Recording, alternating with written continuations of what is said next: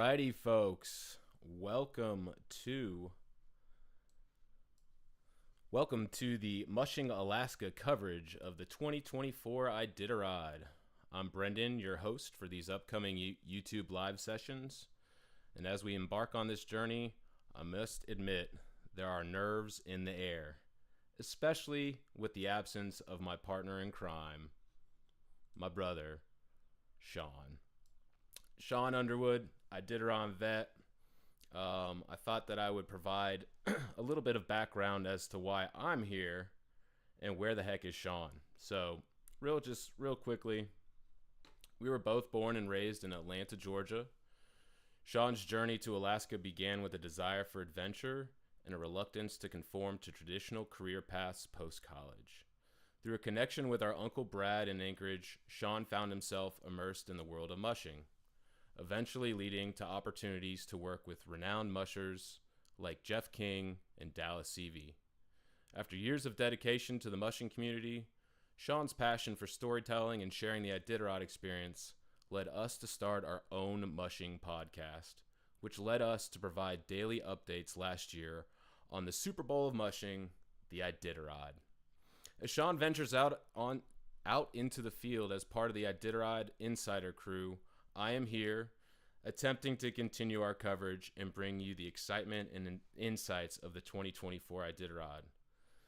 While the road ahead may be challenging as a solo operator, and I'm learning a lot by trial and error, as those of you who've kindly or maybe didn't kindly bear with audio issues on our two previous videos, I am committed to delivering some quality content and attempting to capture the essence of this iconic event. Join me on this adventure as we follow the trail and share in the thrill of the Iditarod. Thank you for tuning in, and let's make this an unforgettable experience. Or maybe forgettable. Now, on that note, I want to transition to our guest and give our guest really needs no true introduction, but I will give a little bit of a bio here. So I'm honored to have the pleasure of welcoming a 14-time Iditarod veteran. Best finish came in 2019 when she got 16th place. She's one half of the Seeing Double Sled Dog Racing Kennel located in Knik, Alaska. This year marks the first time since 2009 that she hasn't participated in the Iditarod.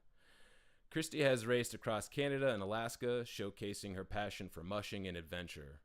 Apart from mushing, she enjoys running, cycling, hiking, canicross, which I'm going to have to ask about, and ultimately keeping up with her husband. Please join me in giving a warm welcome for our guest today, Kristy Berington. Welcome on. Of course. So, a lot going on with things, and I have quite a few questions.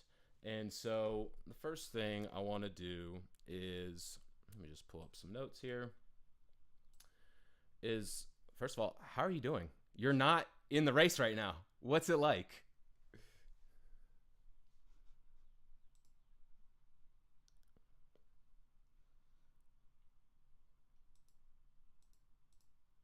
Did wake up several times in the middle of the night to put wood in the fire and check the tracker, but yeah, definitely missing parts out on the trail because some of my favorite runs are, leading up to Rainy Pass. Okay. I guess I'm curious about that. What is the terrain from the restart getting to Rainy Pass? What is it about it that that you enjoy so much? I think at that time you're still riding the adrenaline train, and the sleep deprivation isn't a problem yet. The dogs are fresh and excited, and you're still being passing teams, and things are still being sorted out in the competitive field, and you're not yet knowing who you're racing yet. So the trail is, I always feel like the trail's divided into three sections. There's the section with the Alaska Range, the Yukon River, and then the coast. And the first section is what's bringing you to your 24, which I think everybody looks forward to their 24-hour rest. And the part, even though it is ruggedly beautiful, that I hate the most is the run from Rainy Pass to Nikolai, and that's because it includes the Gorge and the Burn, which in 2014 has stamped in my mind um, a pretty hellacious experience due to the lack of snow. Right, right. Well, so as it relates to just like Sean and I have talked about this before, getting just to the start line is a victory in itself, right? So I kind of want to like take us back a little bit to, I'm curious a little bit about bag drops. Um, I've been on the phone before when Sean is sitting there chopping the meat and getting things prepped, and um, can you the both you and Anna have done this now for 13, 14, 15 years, the Iditarod specifically. Um, do you have any tips? How do you go about doing the drop bags? It just seems like such a task. If drop bags feel like they're so long ago now because they're due in the middle of February. And I remember back to my earliest Iditarods, and I was fortunate to have a really good coach. Paul Gebhardt was my coach and mentor then, and had everything planned out so well, and how much of which type of meat that you needed, and I never really questioned any of it. And then when I was became on my own, and Ann and I have our own kennel, it was like, man, how much fish do we send out? How much beef do we send out? And it took a while to figure out how much to cut, because I think every year we still haven't figured that out. We cut way too much. At times we've cut almost an entire another food drop by the time you fill your bags and you open up freezers and be like, wow, this freezer's still full of stuff we've cut up. So I don't think we've quite nailed that part, but yeah, a lot of lists and bouncing ideas off each other, and plans, and a lot of mushers have plan A and plan B, so you kind of have to pack according to those plans, and also the worst case scenario plans of being stuck in, for instance, Shaktoolik because there's a storm and the race feels like it's been halted for 20 hours. So definitely, it's a lot of thinking ahead. Yeah, it just like, I don't know. It just seems like such a thing, and now that you've done it so many times, I'm sure it's just like, okay, like here we are, another year, we're doing it again. But like thinking about rookies and what they're going through, just like wrapping their head around getting there, and then they've got to deal with the bag drops. Just, yeah, it just sounds like such a task. Um, so the next thing I want to ask you about is the vet checks. Now you guys are in Kinnick, and that in terms of getting to Anchorage for the ceremonial start, that's not very far, correct? No, it's not. I think we're like 58 miles or so away from Anchorage. So it's not So, too bad. And then the vet checks. I'm sorry. well, so that's what I was going to ask. Like, I think I saw online that some ushers do the vet checks maybe in specific locations, but then maybe for those that aren't able to get to those specific locations, they head to Anchorage and they get there early on the front side. Is that right? Well, actually, vet checks are performed the Wednesday before the bib draw on Thursday, and they're actually at Iditarod headquarters, which is only 13 miles from our place.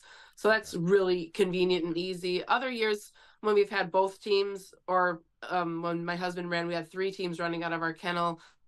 There's no way we felt like hauling, because you're allowed to take 20 dogs to the vet check, 60 dogs or 40 dogs to the vet check. So you're allowed to hire a vet to come and do the vet checks at your house. And I think the dogs, they actually like that better because there's a lot of one-on-one with the vet. You can have all the time you need to do that. And the vet we choose to do that is Jessica Kleka, who is running this year. So we're like, we're not going to bombard her with that task and beg her to come do our vet check because she's got a lot on her plate right now. So we did bring Anna's 20 dogs to the vet checks at the headquarters, which went really well because they send a whole team of vets at you, and they're done really quick.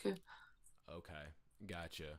So I guess the one question I have, like if you're a lower 48er, or if you are coming like even out of the country, how do those vet checks work? That's when they're doing them the Wednesday before the bib draw. Yeah, and the people who come from outside of Alaska, they have to get health certificates for their dogs to even travel into Alaska, which don't count for the vet check. But those dogs almost get 2 vet checks before they come. But a lot of those vets will, or Iditarod runners will come to the free one that Iditarod headquarters has in Wasilla. Got you. Okay. Um, I don't know if you've had a chance. I was kind of scrolling through social media this morning, and I saw a video of Wade Mars and his wife kind of giving a day one like recap. Did you happen to see that by any chance?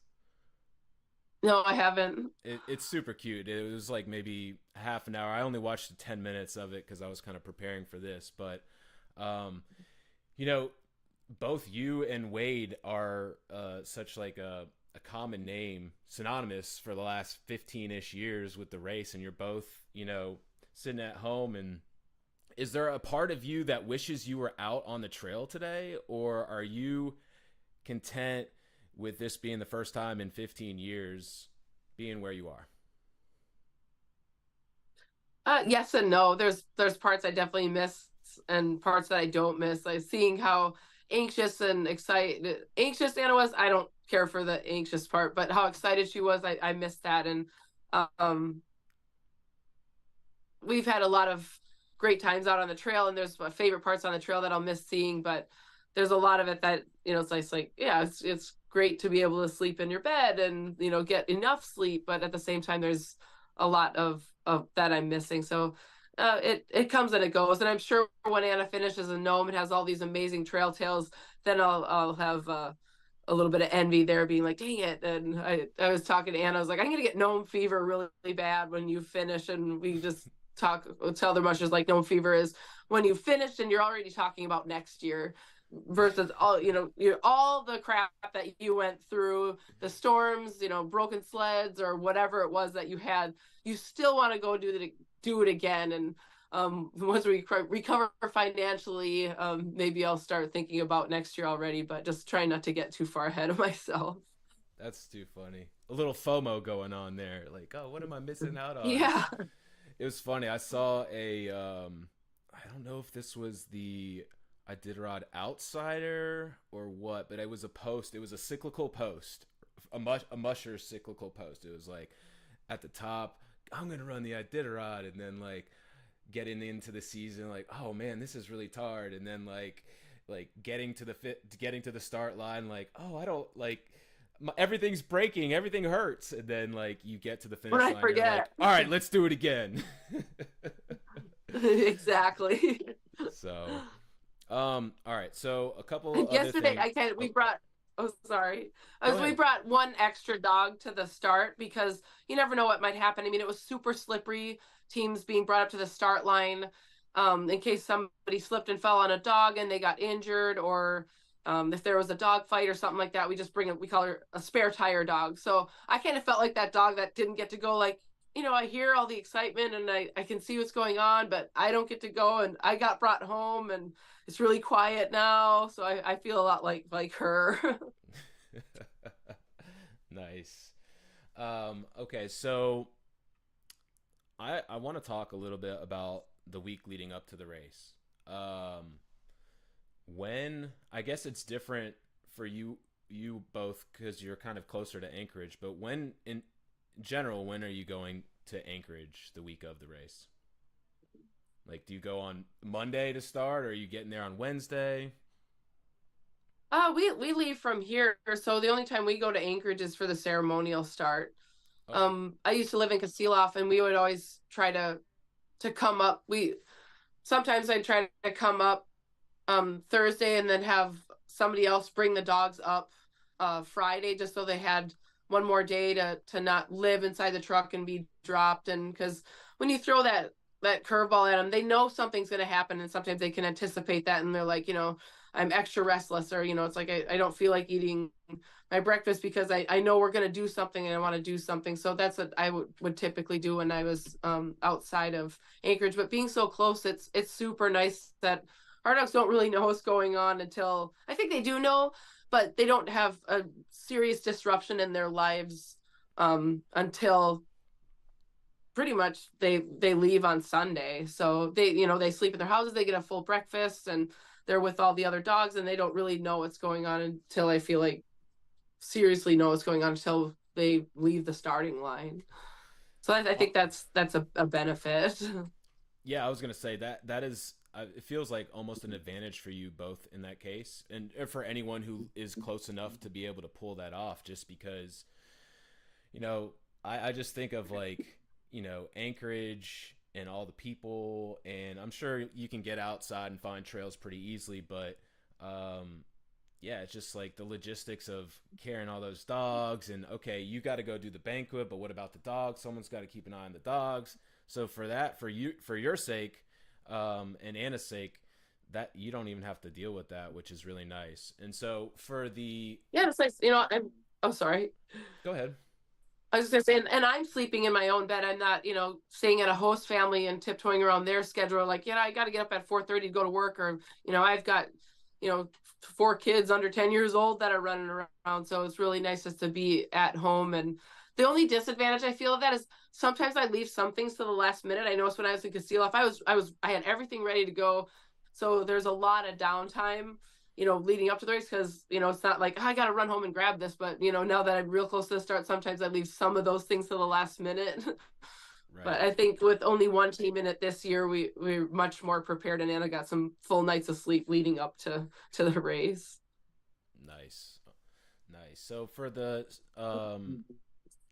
ceremonial, well, I guess take me through that bib drawing banquet kind of meet and greet. That seems like kind of a long day. Is that something that you generally look forward to, or is that like by the time it's done you're like, oh, thank God I can just go home, get another sleep, and get to the race? Like, just, I don't know, like as a fan it seems like a lot of fun, but then as like in my mind, if I were a musher, but I'm just a couch musher, um I'd probably be like, man, that's a lot going on. What's how do you feel about everything leading up to the ceremonial? Is it reasonable? Is it do you enjoy all that interaction, or is it kind of an overload? Thursday's a really long day because there's mandatory meetings from pretty much 9 until 1, and so there's also a fine if you arrive late. So with traffic on your way to Anchorage, you always want to leave super early and get there super early. Then there's all the anxiety of trail reports, and they go through, a bunch of stuff in the mandatory meetings.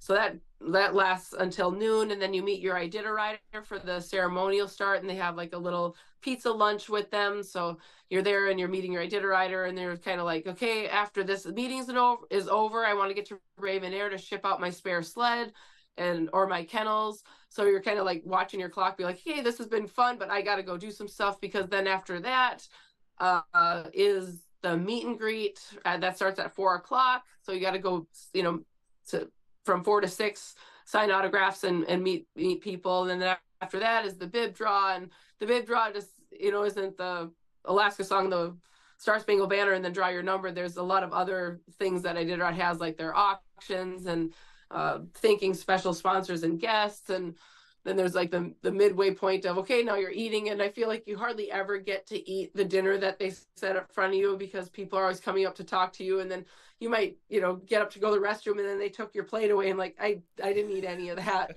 Oh, well, I'll stop someplace on the way home. So it's a long night. I mean, by the time I think the banquet was over at like 9:30, and Anna drew real early, and we had to pick our sister up at the airport. So we kind of pieced out and snuck out of there before we were there so late. But I know it's a really long day. So it's nice to have that Friday to catch up on anything, decompress, take the dogs out on a short run to stretch out, and before Saturday's pomp and circumstance of the ceremonial start.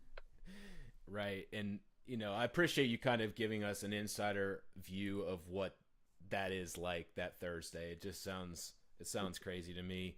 Now you did mention something, and I saw on your social media that you mentioned this, the bib number. I don't think that Anna appreciated number two, did she? No, you could tell by when she pulled it out of the bunny or the muckluck, her shoulders kind of dropped, and yeah, definitely not happy with two. Even before she went up there, she's like, I don't care what number I get, I just don't want two. So, is there? Tell me what's going through her head or your mind when two gets pulled.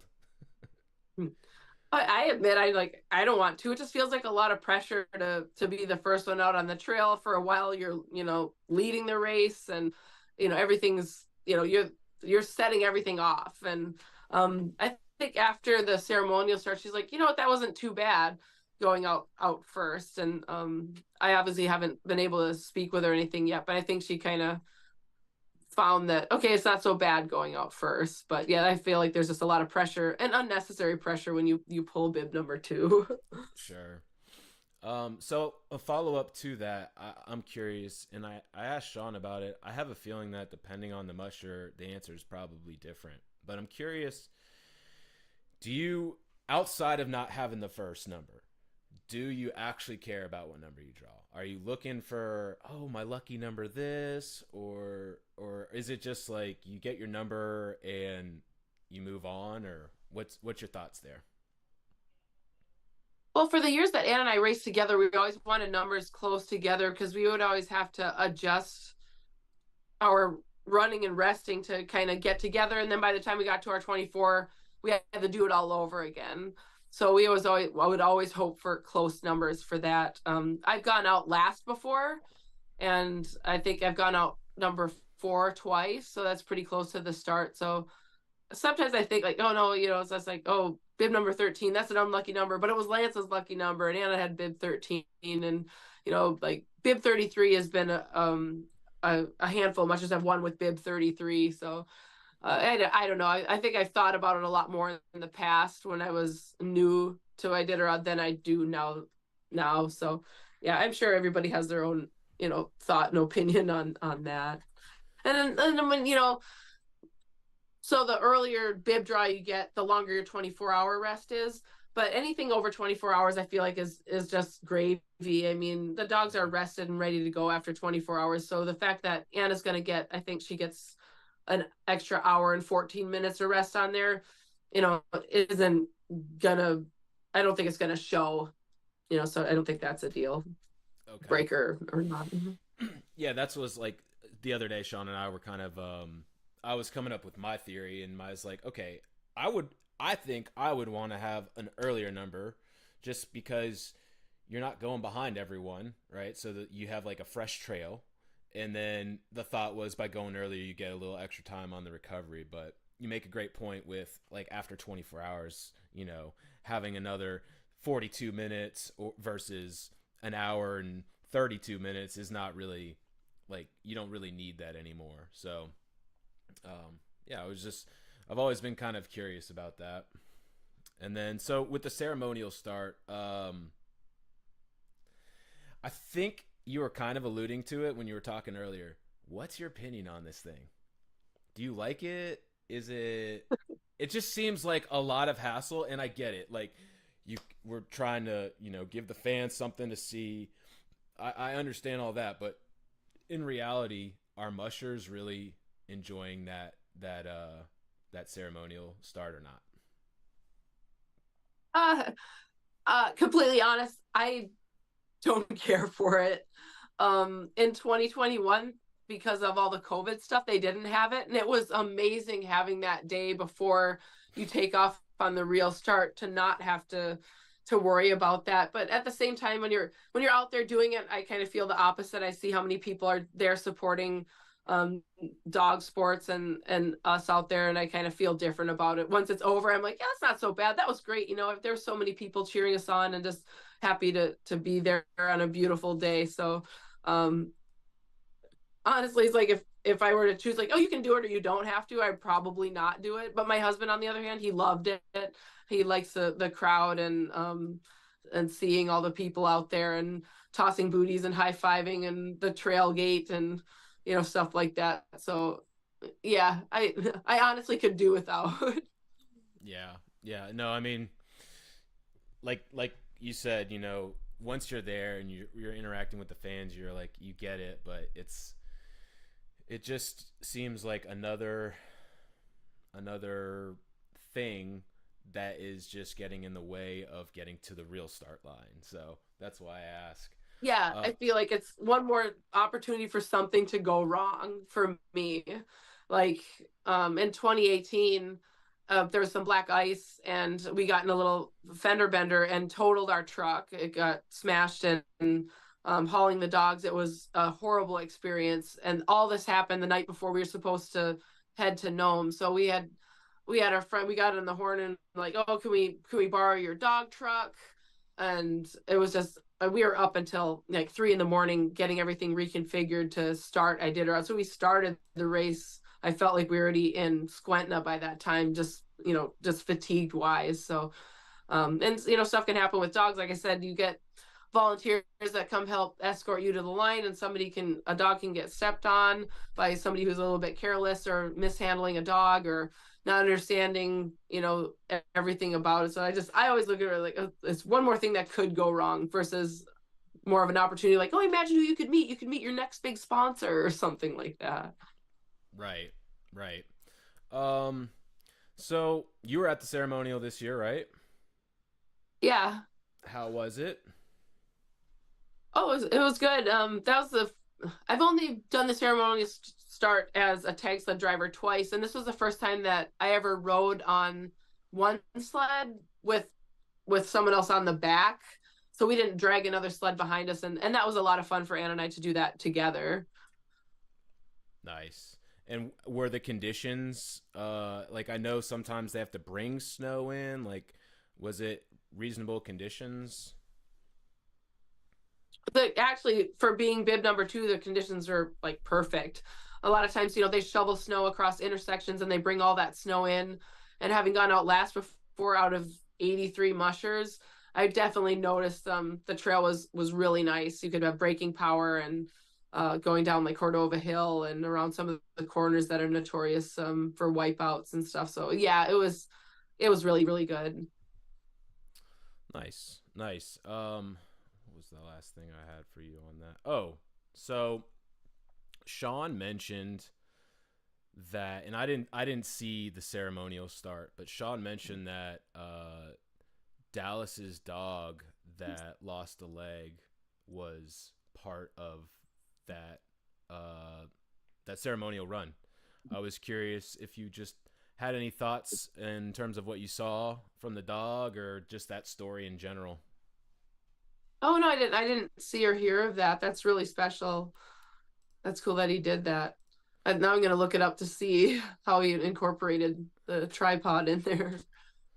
Yeah, I thought that was crazy. I mean, that story of have you? I guess let's go there. This is not a question I've prepared. Have you ever been in a training situation where you've had run-ins with snow machiners before?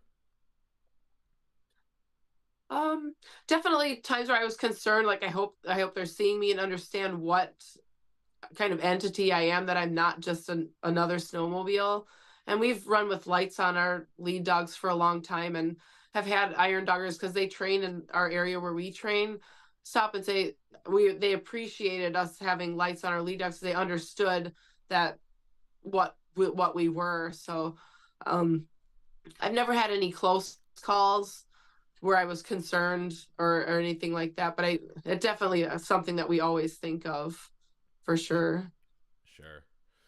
And I'll just give a quick. And now it's even more something I think about for like a lot of other mushers, the potential danger that machines are. Yeah, I mean, it's such a crazy thing that's happened, twice this season, where there's run-ins there on the Denali Highway, and hopefully we go multiple seasons where we don't hear that happening again. But Yes. hopefully at least the awareness is being brought up, and the push to have the lights on the dogs, I think, is huge. And I'm sure it's just, I love to bring it back to the Dallas piece of it. I love that there's a positive outcome there, that the dog's healthy. And I saw before Sean told me about this happening at the ceremonial. I had seen a video from Dallas's of the dog getting in the harness and doing a run. So when I saw that, I was just like, that's badass. But then furthermore, to be there at the ceremonial, I just thought that's a really cool thing. So Yeah, for sure. all right, so let's do this. I have more questions, but I also want to talk about the race for a second. I am going to create this and pull up the map here. And people in the chat were asking where Anna is, and I just thought, okay, well, let's give a little race update here, and then we can get back to chatting a little bit. Let me just transition this over to what I've created, which is my own little map using Google Earth. I will just preface this for anyone watching. As much as I want to use the Iditarod's website's GPS, it's not something that I'm able to do. I'm trying to respect the website. We are supplemental coverage to the race, and we fully support the Iditarod Insider. I have a subscription. I know Sean has a subscription. And so just out of respect for, Sean's out there working the trail, right, with the Iditarod Insider, I'm not just going to rip off their GPS, although it would make it better for you guys and easier for me, a whole hell of a lot easier. This is what I've got for now. So it's a little bit muddled because so many mushers are all together. But the last I saw, your sister was in Finger Lake, correct? Yep, she's still there.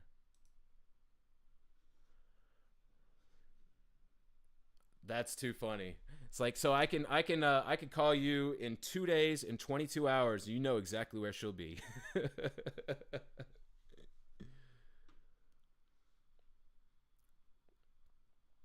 So yeah, tell me a little bit about. Well, you don't have to reveal all the secrets, but what kind of schedule is she running, or what's to be expected from your sister this year?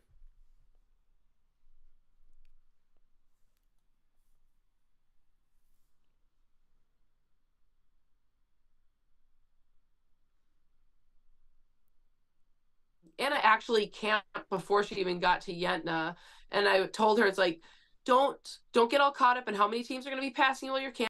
You might be the last musher to sign into Yentna Station, the first checkpoint, and go from first to last in the race. Don't think about that. Think about the big picture and what your next run is and your next checkpoint routine and everything. So we don't do a lot of long runs in training or even in the middle distance races that we do. 50 miles is pretty much our go-to training distance, and even when we do our own little camp outs and race scenarios, 50 miles is kind of our runs, and we do throw some longer runs in there, but definitely not something consistent. And in 14 years I've run all the way to Squentna for my first race. I've stayed at Yentna before. I've camped just beyond Yentna and run through Squentna. So we thought, this is what we're going to do. She's going to actually do some shorter runs with some shorter rests and kind of build them up to do 50-mile races, and then runs, and then do her 24-hour, and then pretty much 50-mile runs all the way to White Mountain, and then she'll do that 75-mile run to the finish. So I think it's a really good how we've been training and how our dogs respond to certain amounts of rest. So she'll do a few 35-mile runs, like she did 35 miles rest. She only an hour and a half. Another 35-mile run, she stayed a hair over 3 hours in Squentna. And it's 40 miles to Finger Lake. She's going to stay there about 3 hours and then run to Rainy Pass and stay there for 4 hours. And then from there, now she's done with her little shorter warm-up kind of runs, and then she'll go into the 50-mile runs that she's going to do, and then to her 24-hour rest. Nice. That was a super detailed answer. um so yeah, so I guess the first few runs you can err on the side of less rest, and then as you get into the race you kind of start adding a little more rest. Is that kind of how you guys do it? Plus, not, I don't know, not so much this year, I guess, because she's doing those shorter runs that we've never done before, in the beginning, with shorter run, shorter rest, and it's definitely not an equal run rest schedule by any means, but I think it's enough rest, since I was like building up to the dogs getting what we would call trail hard and used to um the same run rest schedule. After her 24, she's not going to really veer from about 50-mile runs with about a 4 or 5 hour rest. That's the plan anyways. And then along with that, our general rule of thumb is to never rest the dogs 2 hours shy of their travel time, because then I think you're really cutting into what we've got put into training, into what they need to recover. So, you never know, a standard 50-mile run that you would expect to take 6.5 hours. If it's windy, it's snowing real hard, and you get, slowed up a whole bunch, and that expected run that you thought would take you 6.5 hours takes you 9.5 hours because it was just so slow going, then we really don't like to shortchange the dogs on the rest any more than 2 hours of that travel time. So that's also in the back of her mind, and just, reading the dogs and reading your team. And she definitely isn't one, she's competitive, but she's also conservative. She's really careful on, not to get to the dogs to that point of them questioning her in any way, because that trust and respect you have with the dogs is the most important relationship, and you don't want to jeopardize that, because they trust you to not ask them more than they can do, and they respect the fact that when you say, okay, we're going, okay, we'll do it, but we believe that you're not going to ask us to do too much. And obviously it's happened where mushers have asked too much of the dogs, and the dogs have the final say. If they're going to rest longer, you're staying and resting longer. Right on, right on. Yeah, it's so interesting that when we talk to the different guests, just hearing different techniques or tactics, or like how you go about like breaking down 1,000-mile race. It's just super interesting to me. It's a part of things that I don't fully understand, since I'm not there mushing, but I just appreciate you kind of giving a little bit of depth there. I did want to just mention a few things that I've noticed since the race started, and I'm sure because there's a lot of different things, and there's just one me. But I saw a video from Jesse Holmes. I believe he was first into Finger Lake. And so my first note is, dang, he's having a strong start, which is, I guess, to be expected from Jesse. But in the video, if you watch it, which I will give a shout out to my brother, I'm pretty sure Sean is the person behind the camera. And I say this because if you guys go and watch it, you'll see at the very beginning, it's very zoomed in on Jesse's face. And I think Sean's just kind of like getting used to calibrating the zoom in, zoom out. But he talked about having to punch a moose in the nose, and that helped it run away. And I feel like that's a question I'll have to ask him at some point when we have him back on. But that was certainly something that caught my eye. He also mentioned that the 10 miles leading into Finger Lake were very rough. And so I'm just curious, maybe you can kind of fill in the blank there. Because you said you like that first section of the race. What do you think he's referring to, that last 10 mile section into Finger Lake being so rough? What would be rough about it? I mean, when you start the race and leave Willow, you're on the river, and it's like a freeway. It's really wide and open. You can see everything. And then by the time you get to Squentna, you only travel, I'd say, not even a mile before you get off of the river, and you're running through like through the woods and up and down hills and stuff, small little rolling hills, and it's not a technical part of the trail, but it's definitely way different than being on the highway. So it's going from a highway to some back dirt roads. And it's fun, and you actually you're driving your sled, and there's turns and twists that you can't see your leaders, and that's where I think the moose can get scary, because the trail's so narrow. You can go around a corner and then there's one right there or something. And at this time of year, the moose are starving. It's been a really tough winter on them, that they probably don't want to give up that hard trail for walking on very easily. So that's a super scary deal. I've never had to punch a moose in the nose. I know Wade Mars has punched a moose in the nose, and I know Matt Failer has killed one with a 4-inch blade knife by hand. So those encounters are definitely serious and definitely real. And I can only imagine the fear that is with having to defend your dog team when you're just a human against a 1-ton animal. Oh my gosh. Yeah. I know, I'm pretty sure Sean has a story too where he ran in training, and you know, but I'm just going back in my head. I'm thinking about your comment about Matt Failer with a 4-inch blade taking a moose down. That sounds impressive. That sounds made for a movie. And on that note, and I don't know, so I'll preface this with saying I am no Twitter person. I literally have never gone on Twitter. But my wife, she's familiar, and she was telling me she saw something about Dallas had to dispatch a moose apparently. And so as at the time when we went to start this, we didn't have any more information on it, but I just thought I would bring that up. That is crazy, and I'm sure there'll be more to hear on that. The other thing that I noticed was, and I didn't quite catch this in the restart, but apparently Pete Kaiser, his dog, snapped the line before they went, and he lost the dog for a little while. They got the dog back, and he's reunited and such. But I was curious if you've ever seen that before.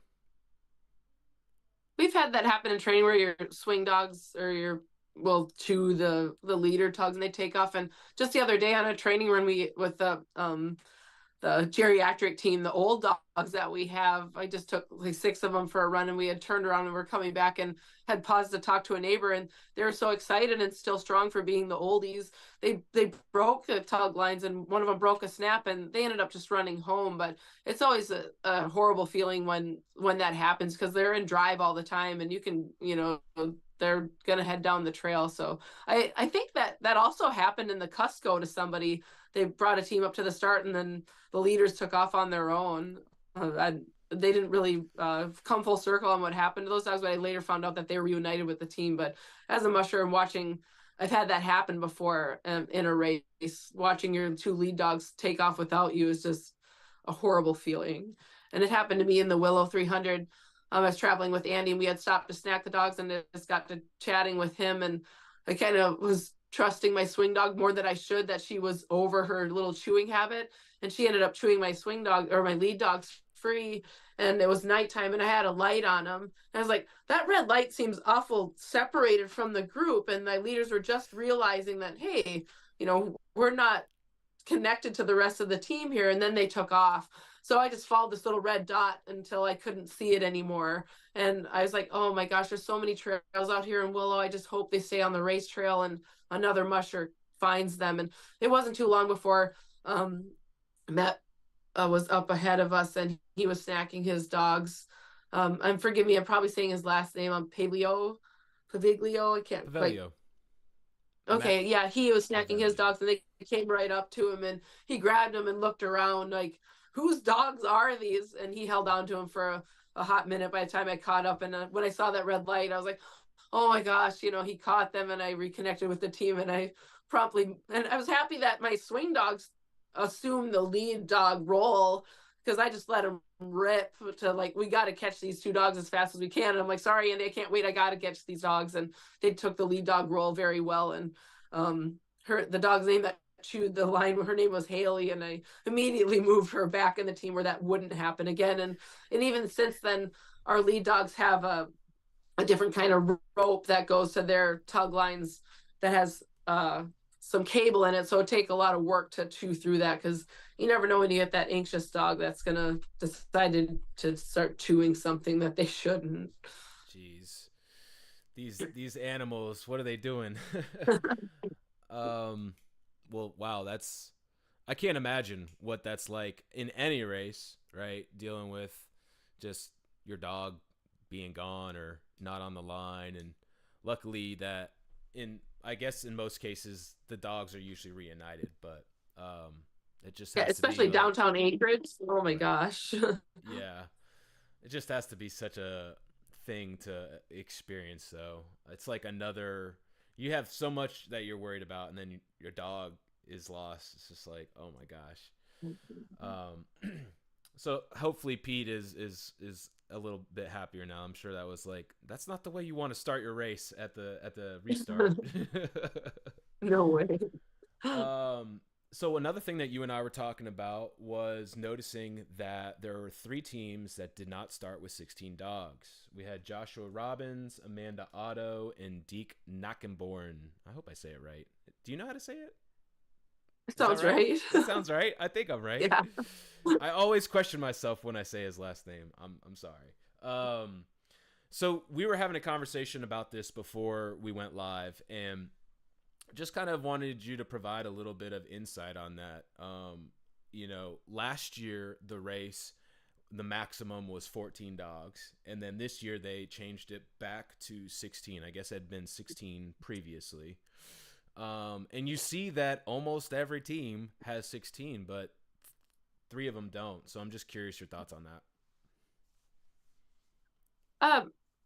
I liked running the 14 better than 16. I feel like 14 does the job just fine. I mean, if you ask a group of 5 people to move a ton of bricks, the 5 people probably move it faster than 3 people, but you have to learn how to move that ton of bricks if you're only 3 people. So I think that people still need to learn how to race 14 dogs. And looking at the statistics and talking to the head veterinarian Stu, that there wasn't a lot of difference in teams finishing sizes and or speeds in the race, as far as the race slowing down a whole bunch between the 14 and 16. And I think what really it comes down to is racing style. And you'll see a handful of teams pulling a trailer with them, where they're rotating dogs in and out to give them a rest. And with 14 dogs, that's not really feasible. That's a lot of extra work to ask 14 dogs to pull 3 dogs versus 16 throwing those extra dogs, especially on a flat trail like on the river and stuff. They don't really notice that. And the rule states you can start with as few as 12. And there's a rookie, Sebastian Verngar. He started with, and I don't know if I'm saying his last name correctly, but he started with 12 dogs his rookie year and finished rookie of the year. And even Libby Riddles, she started with 12, I believe, one year and finished with 12. So it's just learning how to manage and race a smaller team. And I think a lot of mushers feel like, it's just like, if you're allowed to take 16, I want to take 16. It's like a basketball game. It's like, hey, I'm going to have a full 5 players on the field. Why, on the court, why should I start with 4, even if they're all really good? So I really, applaud and appreciate those mushers that did decide to start with fewer dogs, because they know how to race and manage that number of dogs. And Anna came down to the choice. She's like, I'm having a hard time picking my last 16 because we had such a great pool of dogs. And she's like, yeah, it's really hard to decide who to leave at home. So she started with a full 16 dog string. And if she feels it appropriate to manage her team better, to drop a perfectly healthy dog, she's prepared to do that. But, I liked the 14 dogs better than 16. Yeah. Yeah, and I'm sure, I think it was Amanda that had 15, and then Joshua and Deke who had 14. Maybe there was a last minute injury, right? Maybe Amanda had her 16 lined up, but maybe there was just an injury or something. You never know. So, or maybe she just feels good with the 15 she's got. So, but Or a female that comes into heat. I mean, that's a big distraction to the intact males on the team if you have her. So yeah, there's lots of reasons that it could have been. for deciding to start with a different number of dogs. Sure.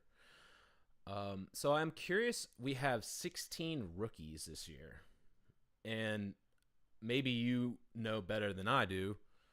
I feel like that's more than we've had at least in the last, I don't know, 5 or so years. Does that sound right?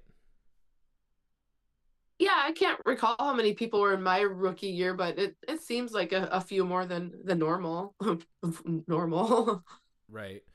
Well, I think it's a good, like last year there was barely 30 mushers. This year there's 40, and this year there's 16 rookies. I think that's a great thing for, getting to maybe have numbers that were bigger than where they've been in the past. So with that, I'm curious, are there any rookies this year that you're excited to see how they do?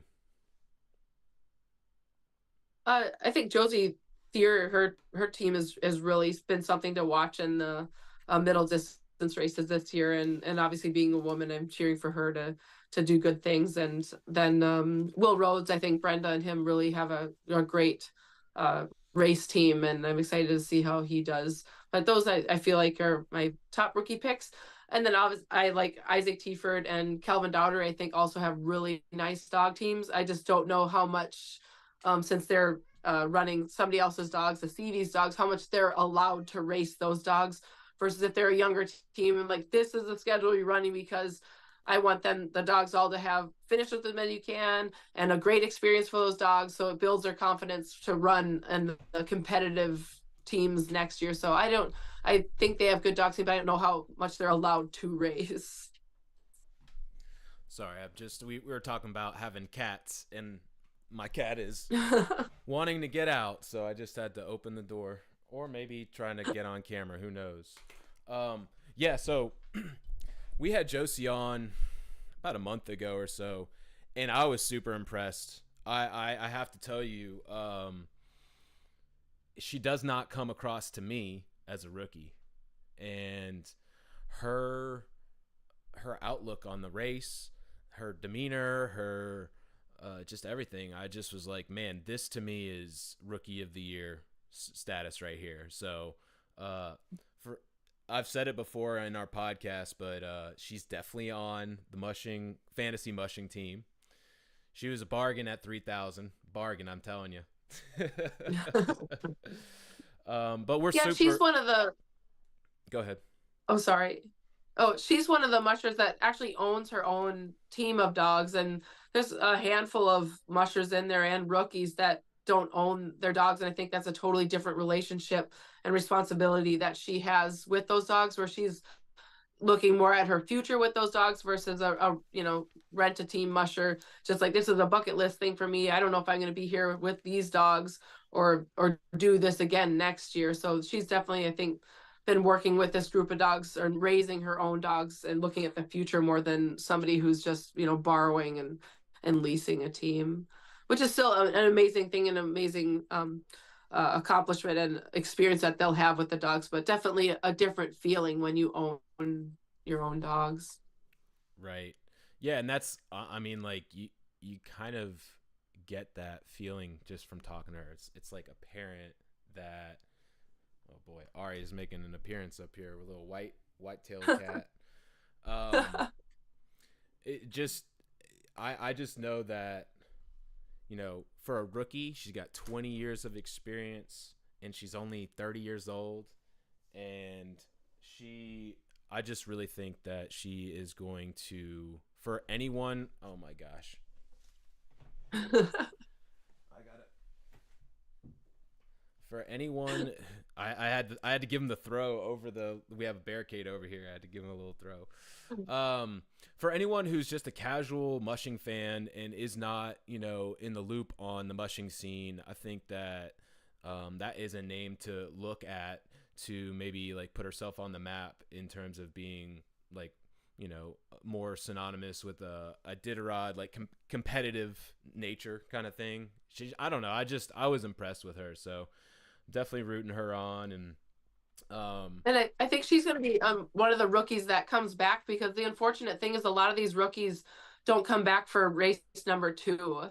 And I think there's only maybe 2 rookies on the list that, like Hunter he's back for his, another run. But I mean, how many more of those, last year rookies came back to do another one? And I think that's where Iditarod is having a fewer, committed, like long time mushers in the sport anymore, or in the field.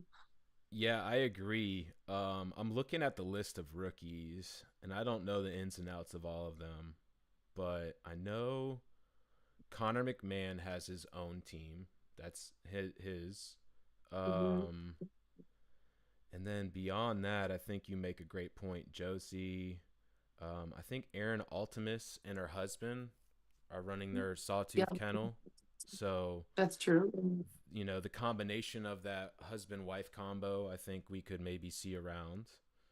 Um, I'm curious, you would probably know more than I would, at least. Calvin Darty, his father has run the race before. Do you see him being maybe a name that we see going forward? I don't really know him, and I don't know what his goals are and stuff. And Larry, his dad, had run. I think he's run Iditarod 4 times after that. So I really don't know. It'd be great, Right. but still he doesn't own those dogs and maybe it's something that he falls in love with and wants his own kennel. And it might be a while before he would build up his own dog team, and then we see him come back. So it'd be great to get some more people that are more than just one and done. Right. I agree. I agree. And having Sean on that side of things, where he's been lucky enough to work with Jeff King and Dallas CV, and so it's been a great opportunity for him to learn from two of the greatest names in mushing, but it's also like working with those two names where the expectation is to win the race every year is a little bit of a different thing. And you do that for 6-7 years, and that really takes its toll on you. And I think Sean has every desire to get back in behind a sled and into these different Alaska events. But the truth of it is I think he wants to be his own boss. I think that and at the end of the day, like being able to like if someone's in town or there's a birthday or something, like when you're handling for someone, you might not have the freedoms to go do that as much as you may want. And so I know that can be something that kind of gets in the way of some of these rookies coming back repeatedly over and over. So I think Sean's like always kind of like looking for the perfect opportunity. But the truth of it is like to own your own kennel, and you can speak on it as well. Like it's a crap ton of work. And on that note, I'm kind of curious. So can you remind me and anyone listening or watching, how big is your kennel? Oh, we always take on the population right now. I think is 39. That sounds terrible. So you don't really know because we we have like a little Airbnb for dogs. So right now we've got 14 dogs that are living on the property and kind of renting a spot. They're just a bunch of yearlings from Ryan Reddington, and then we've got our dogs, and then we always acquire a small group of dogs from somebody. We got a really nice small group of 2-year-olds from Travis Beals to work with, and then Ray Reddington also gave us a couple dogs to work with that his kids have been running, and that helps us keep our permanent numbers low because it's so expensive. And when we were running the 2 teams in it, I mean, we downsized, and some of our dogs got old, and we're like, okay, you're retiring now, and we haven't bred any dogs in years, and it feels like, well, we should see some savings, but it feels like we haven't. Everything is just been going up in prices, and it's just like, okay, it costs almost just as much to have the one team competitively racing as it did 2 teams 5 years ago. So I can see a lot of the rookie mushers. And when I was a handler and running other people's dogs, I always kept saying to myself, well, when I have my own dogs, this is what I want to do. When I have my own kennel, this is what I want to do. So I always would file those ideas back, and now owning my own kennel and being the boss of which dogs that to run, and Anna too, and what runs we're doing, what races we're signing up for is a nice freedom to have. And but there's everything that goes with it, all the vet bills, the food bills, and expirations for different rabies, and there's so much that goes into owning and operating your own kennel that it's daunting. And there's maybe a handful of rookies out there that are years out from owning and managing their own kennel with that dream in mind, and I hope to see that. So the Iditarod, and not just Iditarod, but distance mushing stays alive and keeps making strides in new races and stuff, because there's definitely a lot of mushers out there, and I just don't think they maybe have the time or the depth to do 1,000 miles, because there's a lot of mushers in these middle distance races and 100 miles that they find that they can have a full-time job and still be able to train to do. So I'm very lucky to be able to have run as many Iditarods as I have. Yeah, that's a great answer. And there's a lot, as I'm taking that in, that I have follow-up questions on. So I had to kind of write a few things down because maybe my short-term memory isn't the best. Sean and I are, notorious for this. So I wanted to, let's go here first. You mentioned that there's a lot of maybe a couple of dogs are with another musher, or you got some of Ray Reddington's and so my question with all of that is, it sounds like the mushing community for the most part has each other's backs. It's not like there's, I'm trying to win this year and I don't want you to have my dogs, or I've heard stories where towards the end, before the Iditarod starts, if there's a musher that isn't running in that Iditarod, they might loan their dogs to another team so they can get that experience. And it just, the willingness of you all to share your dogs, your resources is just something I'm curious about. Obviously you probably don't just give it to anyone, but what goes into that? Yeah, we're very fortunate, especially when we put 2 teams in years ago, was that we would count on Ray Reddington, Ryan Reddington, Travis Beals, Ramey Reddington. They've all kind of given us dogs to work with, and it's a lot of times it's their younger dogs that they would like to see.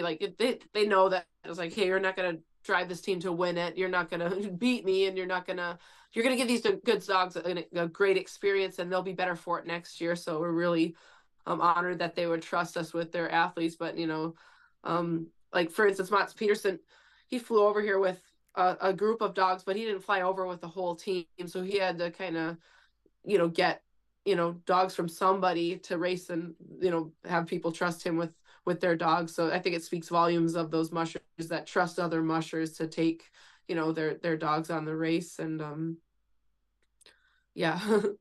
Gosh, yeah, just you talking about Mott has me thinking about, he was our last episode before we got to this Iditarod, and he generally in the years past takes 4 trips, or at least has to have 4 people. You can have one person can have 4 dogs. Well, this year I think he came over his first trip with 4, but when he went back, as the clock turned into February, I guess the laws changed, and he could only travel with 2 dogs per person. And I'm just first of all, the headache of dealing with, even if you could bring the 4 at a time, sounds like a pain in the butt. But it just speaks volumes to the mushing community, to the relationships that Mott's has built over the years, but also that people are willing to help out other people in need. And I guess ultimately it comes down to people probably want their dogs to get that experience and then that exposure, and maybe they can't provide it, but this other person could. So yeah, I thought that was worthy of bringing up. And the other thing I wanted to bring up was you kind of talked a little bit about this. The decision to only have one team, one competitive team, I guess we'll say, is that you're not getting any younger, you've been doing this for 15 years plus. Or I guess 20 years if you don't, like, you've had your own kennel for about 15 years, but you've been doing it longer. Like, just tell me about that a little bit. Yeah, I think it's just kind of been a decision that we, after last year, really thought about for expenses. Um, my husband and I would like to have a family, so it's, that's kind of factored into the whole planning for everything. So, and we've heard from a lot of other mushers, like, if you guys weren't spreading yourself so thin with two teams, you could really put together one nice competitive team. And we thought about it and, like, yeah, let's do that. And it's like, well, how did you decide that Anna got to take it? And I've had the opportunity to do two more Iditarods before she had gotten started, so it was kind of the obvious choice for her to take it. And me and my husband with our plans and stuff, so it's been really fun to be the handler and helping her train the team. And I feel like such a big part of it that it didn't feel like I wasn't racing the Iditarod until she left. Right. Right. Yeah.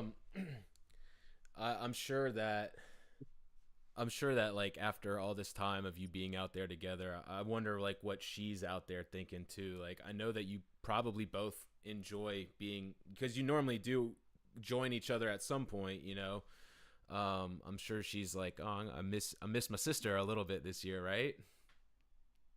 Yeah, I think so. And I think there's pros and cons to racing together, but I think this year, uh a lot of times if she were to finish her chores and I was still doing things at the checkpoint, she would come over and be like, oh, how's it going? And I'd be like, oh, I still have to massage these two dogs and then repack my sled. And I think that would cut into her resting time.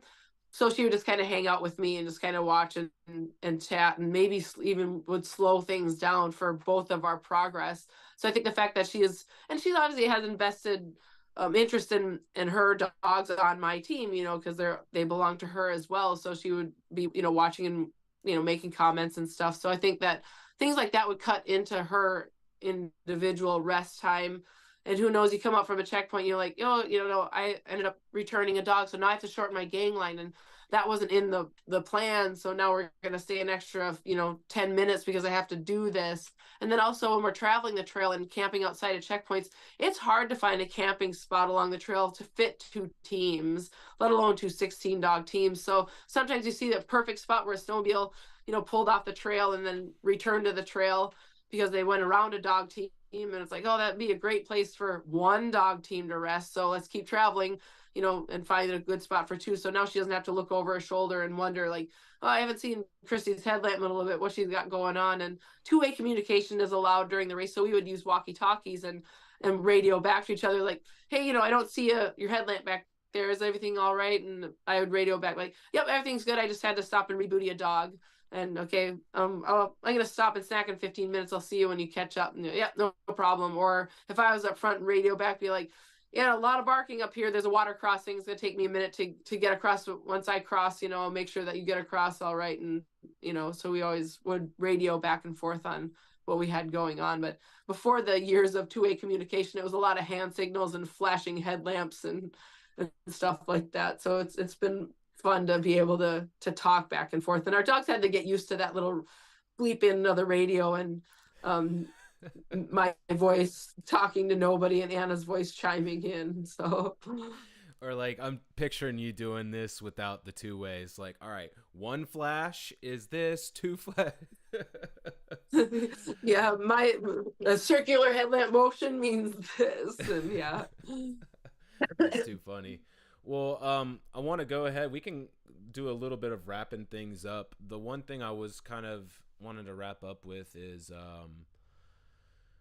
just thinking about storylines this year. The obvious, is Dallas going to win another one? It is always at the top anytime he's in it. Do you see any reason for him not to be at the first across Nome? 1,000 miles is a long way, and anything can happen. And I'm sure he's prepared for so many different scenarios. And I feel like he definitely has a target on his back too. And everybody that's, competing against him is probably confident that they have what it takes to beat him. So, I've got in my mind that my top 5 that I would pick to, for the top 5 positions. But I think, Dallas is definitely gonna be hard to beat, and Jesse Holmes is definitely hungry, and he's been in the top 10 positions for many, many times. So I think he knows what it takes to get there, and I think he's willing to do what it takes to win. And obviously Ryan has a championship to defend, and so he's definitely looking to stay, to get his second win. So there's a lot of not a lot. I think there's a small group of mushers that are in that contention to win. And Travis Beals, I mean, he lives next door to us, and I see him putting in the time, and he's got a really nice looking dog team. So I think he'll have a good showing too. So there's a handful there that I think that,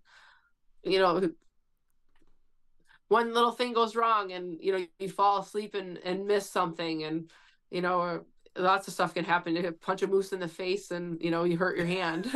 Lots of stuff can happen. Let's see. So I'm just looking at the Iditarod's GPS real quick. So Ryan Reddington is him and Jesse are neck and neck, 148 miles in, and then Milla is right behind, 144. So and Dallas is there with Aaron at 4 and 5. So it's early to talk about positions, in my opinion. It's ever changing, sure. And you see one person at the top, and then they take a 4 or 5 hour rest, and then there's 5 new names at the top. So I'm sure, when do you start really more so paying attention to the well, I guess it's different since you're usually in the race, but as a fan, when should we actually okay, this person's in, they're close to a top 10, they actually could get a top 10, versus, all right, everyone slow your roll, we got 750 more miles to go. Yeah, it's always interesting to see where people take their 24-hour rests, and who's first to the halfway. But I feel like the coast is a big time deciding factor on who's going to be up towards the very front, I guess. I don't know. It's a race. Anything can happen. Like when Mitch cut his hand and was forced to scratch because of the severe injury. I mean, nobody saw that coming, and that was a little bit later in the race. So, anything can happen. Dogs get sick, people get sick. But I think, there's some big moves made when you get to the coast. What, a big move is to run through Elam. If your dog team looks good, to do that, and then run into their 8-hour rest. And I think that's where I guess just start paying attention to who's in the front there. Okay, yeah, as they're kind of approaching Unalakleet. Yeah, I think so, because there's some the run from New Lotto to Caltag. That's when there's options there. You've got some mushers that are capable of running all the way from Caltag to Unalakleet, and that's about a 72-mile run. That's a long way. And then some mushers will be like, well, there's Old Woman Cabin, that's about a little over halfway. That's a great place to take a little break and break that run up. And then some mushers will be like, you know what, there's a shelter cabin called Tripod that's about 26 miles away from Caltag. It's a short run from New Lotto to Caltag, and combine that and do about 2 50-mile runs to get to Unalakleet. And another musher, I'm going to stay at Old Woman Cabin, and I'm going to run through Unalakleet and camp here. So yeah, there's a lot of options for what mushers do to try to advance and get a place or two. Yeah. I mean, just kind of hearing you talk about skipping over Elam, I think that's what Ryan did last year. He also did that big run into Unalakleet, did that 72 miles all in one. So those are, in my opinion, at least looking at last year's race, that was kind of where the race was won, those 2 bigger runs. And I don't know how you felt about it last year, but it was so super exciting. And then once they got to the coast, it was still close for a little bit, but then it kind of backed off a little bit with Pete and Richie there. And I guess I was hoping for those last few checkpoints for there to be a really close race, and And I mean, it was still close, maybe like overall time, but like there no one had to like really push Ryan or scare him to get to the finish line. Like he Pete took that extra rest and so on and so forth. But I guess Sean was telling me we were talking about rules, and we were talking about no man's land. So if someone else is watching or listening that hasn't heard us talk about that, essentially there's a section after safety, isn't that right, where it's called no man's land, where you can race how you want. You don't have to stop for a musher behind you to let them pass you, kind of thing. And Sean's like, there's only been one race apparently where the use of no man's land actually mattered, I guess. So that would be kind of cool if there was at least two people on no man's land at the same time. Maybe not right on each other, but like, oh wait, if something happens, like this person could catch up to you. That would be kind of cool. So, yeah, and even if it's not for first place, to watch two teams, like imagine watching two teams just come up Front Street, even if it was for like 25th and 26th place to racing for that last position it's always fun to see that. What was the race this year? Was that Travis and Amanda? It was like 4th and 5th place. They were. Oh yeah, that was the Kinnick 200. They were both ski pulling and sweating, getting across Kinnick Lake.